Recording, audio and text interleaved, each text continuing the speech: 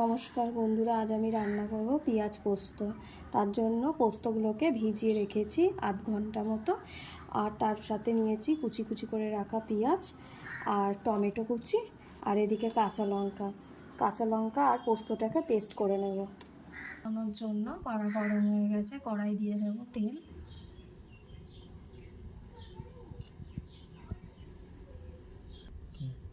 তেল গরম হয়ে গেছে, তেলের মধ্যে দিয়ে দেবো পেঁয়াজ।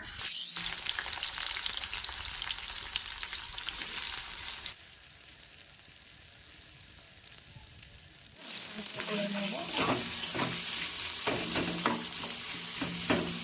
পেঁয়াজ পোস্ত করার জন্য পেঁয়াজগুলোকে একদম কড়কড়ে করে পেঁয়াজ ভাজা যাবে না, এবং হালকা হালকা করে হালকা আঁচে দিয়ে এইরকম নরম নরম করে পেঁয়াজ ভেজে দিতে হবে। এবার পেঁয়াজ ভাজার পরে দিয়ে দেবো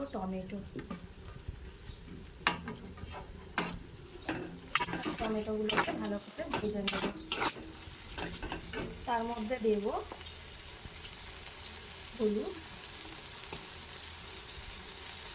আর নুন দিয়ে এবার এটাকে ভালো করে নাড়াবো, টমেটোগুলো গলে যাবে।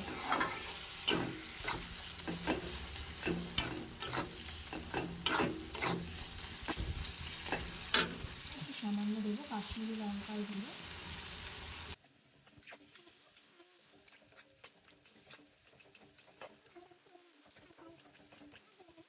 পেস্ট করে রেখেছিলাম যে পেস্টটা এক বাটি কাঁচা লঙ্কা দিয়ে এটাকে দিয়ে দেবো।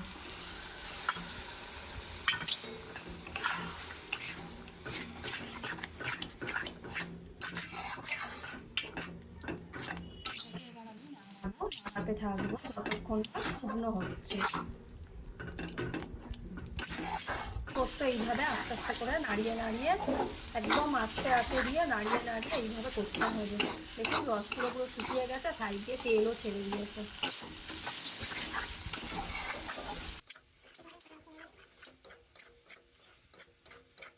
আপনারা অনেক ধরনের পোস্ত খেয়েছেন, আমি এর আগে লাউ শাকেরও পোস্ত করেছি, কিন্তু এই পেঁয়াজ পোস্তটা খেয়ে দেখবেন, আর ভালো লাগলে অবশ্যই আমাদের পাশে থাকবেন।